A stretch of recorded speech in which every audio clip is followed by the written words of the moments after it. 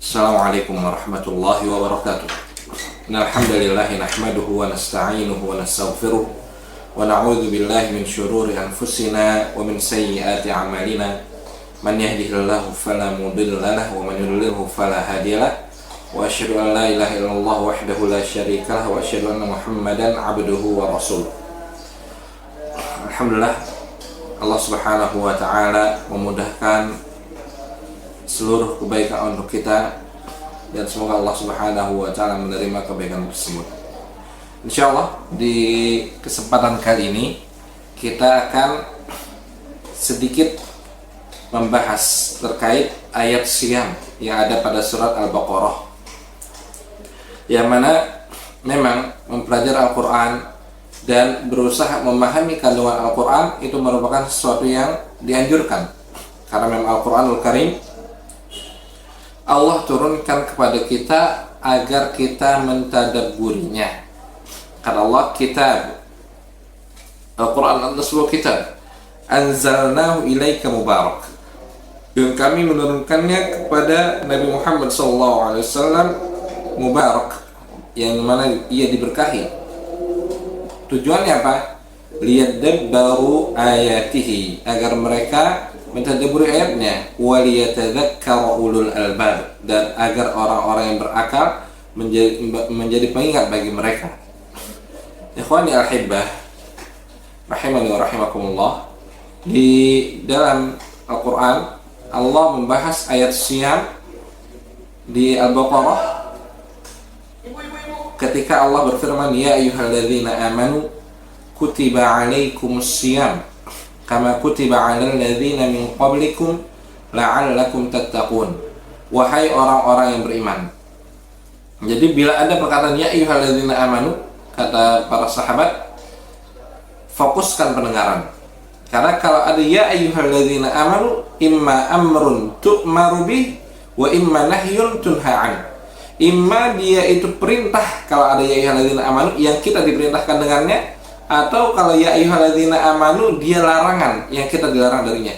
Di sini kata Allah, ya ayyuhalladzina amanu kutiba alaikumus siyam, diwajibkan atas kalian puasa, kama kutiba 'alal ladzina min qablikum, sebagaimana puasa ini diwajibkan bagi umat sebelum kalian.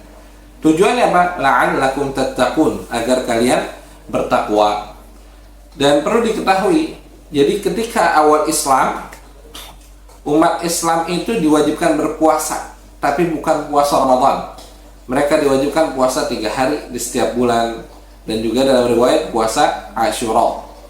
Kemudian nanti akan datang perintah dengan puasa Ramadan di 2 ayat berikutnya, yang mana tujuan dari Allah Subhanahu wa ta'ala mewajibkan puasa atas diri kita agar kita menjadi hamba-hamba yang bertakwa. Takwa dalam artian kita menjadi pribadi yang dididik di dalam bulan Ramadan ini menjadi orang-orang yang melaksanakan perintah Allah. Lihat bagaimana kita melaksanakan puasa ini. Puasa kita meninggalkan larangan Allah. Lihat, orang yang puasa tapi tidak meninggalkan keburukan, kata Rasulullah apa? Falaisa lillahi hajah. Kata Rasulullah, man lam yada' qawla zur wal 'amala bihi, siapa yang tidak meninggalkan perkataan dusta dan perbuatannya, falaisa lillahi hajah fi an yada'a ta'amahu wa syarabah. Allah tidak butuh dia menahan makan dan minumannya. Oleh karena seorang muslim ketika berpuasa, dia dididik dan dia dilatih, yang mana puasa ini ibadah antara dia dengan Allah, yang tahu hanya dia dan Allah Subhanahu wa ta'ala. Oleh karenanya ketika Allah mewajibkan puasa, ada tujuan besar, yaitu agar kita menjadi pribadi-pribadi yang bertakwa. Kemudian Allah lanjutkan, ayyaman ma'dudat, diwajibkan oleh kalian puasa ini hari-hari yang terhitung, hari-hari yang terbilang. Kemudian Allah menyebutkan ayyaman ma'dudat, faman kana minkum maridan aw ala safar, siapa yang sakit atau lagi safar, fa'iddatun min ayyamin ukhra, maka dia boleh membatalkan puasanya, tapi nanti iddah diganti di hari-hari lainnya. Sehingga orang yang sakit dan dia merasa berat, jadi tidak semua sakit yang dia merasa berat untuk melanjutkan puasa, maka dia diberikan keringanan untuk tidak berpuasa tapi wajib dia ganti nanti di hari-hari lainnya, atau yang disebut dengan qadha. Sama, bukan hanya orang sakit, faman kana minkum maridan aw ala safar, atau orang yang lagi safar. Tapi perhatikan, ketika safar itu harus kita sudah meninggalkan bangunan terakhir dari wilayah kita. Kalau kita belum meninggalkan, maka kita belum boleh berbuka. Misalkan kita di Pandeglang mau safar ke Cirebon, maka ketika kita masih di Pandeglang, kita masih belum disebut musafir, belum boleh batal. Batalnya boleh kapan? Ketika sudah meninggalkan bangunan terakhir. Nah, orang yang safar, yang melakukan perjalanan jauh, yang lebih dari 85 kilo, ini ada keringanan buat tidak berpuasa, tapi nanti apa? Diganti. Wajib diganti. Fa'iddah, maka ganti di hari-hari yang lain. Hanya saja rincian orang yang safar, sebagian ulama membagi menjadi dua. Ada yang safar tidak ada keberatan di situ. Ada safar yang dia merasa berat. Maka orang-orang yang dia merasakan berat ketika safar, dia lebih bagusnya adalah tidak melanjutkan puasa, yaitu dia berbuka di iftar. Sebagaimana Rasulullah SAW pernah bersabda, "Laisa minal birri as-siyamu fi safar." Bukan di antara tanda kebaikan puasa ketika safar, maksudnya safar yang memberatkan. Tapi kalau safarnya ringan dan dia mampu untuk melanjutkan puasa karena ringan safarnya, misalkan naik pesawat yang itu tidak ada keberatan di sana, maka yang lebih utama dia lanjut puasa. Karena nanti Allah akan sebutkan, ketika Allah bilang wa 'alal ladzina yutiqunahu fidyatun ta'amu miskin, yang berat maka diganti dengan fidyah, memberi makan orang miskin. Dulu ketika awal diwajibkan puasa ini, orang yang tidak kuat puasa, maka dia boleh mengganti puasanya dengan fidyah. Tapi nanti akan dihapus oleh Allah di ayat setelahnya. Kemudian setelah Allah bilang wa 'alal ladzina yutiqunahu fidyatun ta'amu miskin faman tatawwa'a khairan fahuwa khairul lah. Yang melaksanakan tatawwu, keinginannya yang lebih, maka itu lebih baik baginya. Wa antasumu khairul lakum, dan kalau kalian puasa itu lebih baik. Tadi makanya orang yang dia safar tapi tidak merasakan berat, merasakan ringan, wa antasumu, kalau kalian puasa khairun lakum, itu lebih baik. In kuntum ta'lamun, jika kalian mengetahuinya. Kemudian ayat berikutnya Allah menyebutkan syahrul Ramadan, bulan Ramadan, alladzi unzila fihil Qur'an, yang disanturkan Al-Qur'an. Maksudnya awal kali penurunan Al-Quran adalah pada bulan Ramadan yang berdepatan dengan Lailatul Qadar. Syahrul Ramadan alladzi unzila fihi al-Qur'an hudal linnas wa bayyinatin minal huda wal furqan. Yang mana Al-Quran ini petunjuk bagi manusia, hudal linnas wa bayyinatin minal huda wal furqan, dan penjelas dari petunjuk-petunjuk dan al-furqan, pembeda yang hak dan yang batil. Kalau Allah sebutkan faman syahida minkumus syahr falyasum, siapa yang melihat, menyaksikan bulan Ramadan, maka wajib bagi dia puasa. Kalau ayat sebelumnya Allah bilang, yang nggak kuat silahkan diganti dengan memberi makan orang miskin. Tapi sekarang enggak, Allah hapus yang menyaksikan bulan Ramadan, maka dia wajib puasa Ramadan. Faman syahida minkumus syahra falyasum.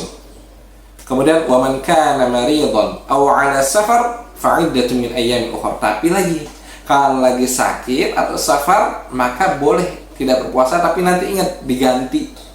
Nanti diganti di hari-hari lainnya. Kalau Allah yuridullahu bikumul yusra wa la yuridu bikumul usra. Allah itu ingin kemudahan bagi kalian dan tidak ingin kesulitan.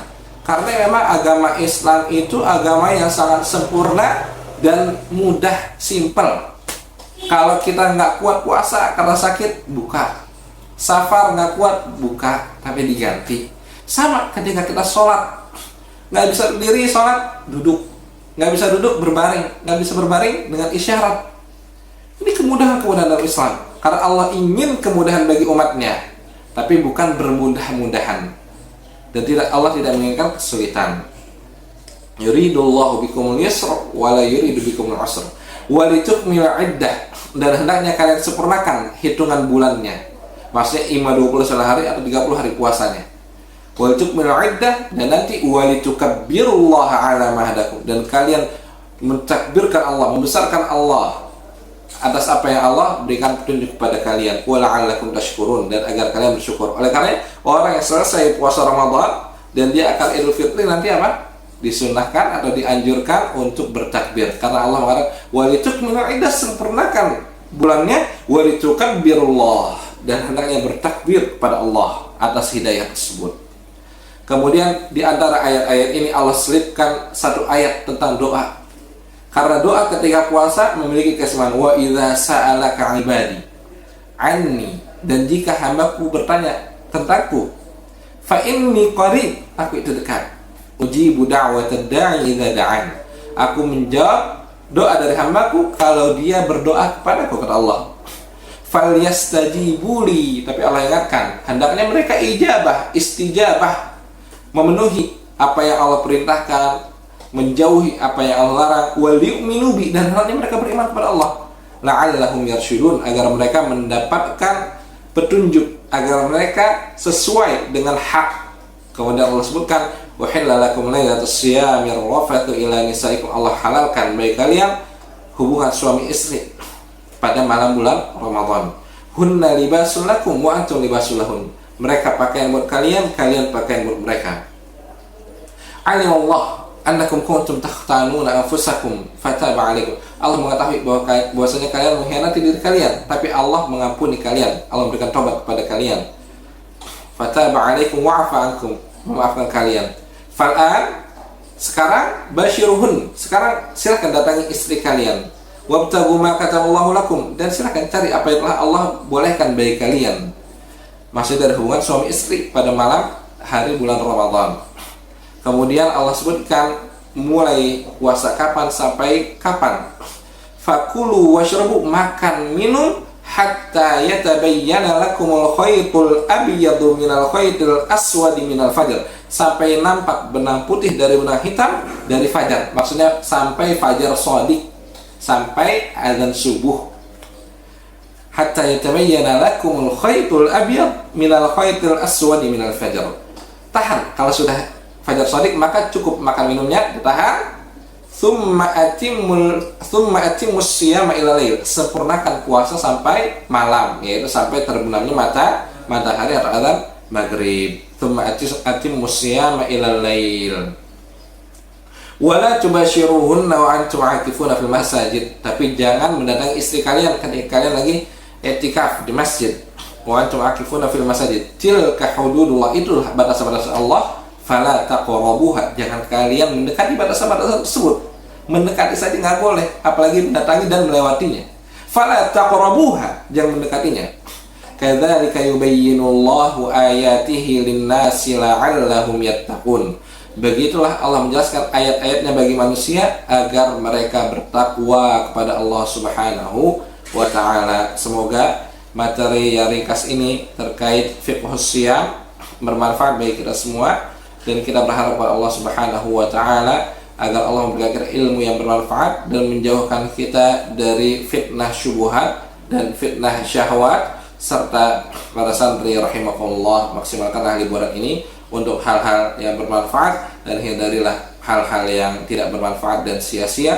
Wassallallahu wasallam ala nabiyyina Muhammad. Wassalamualaikum warahmatullahi wabarakatuh.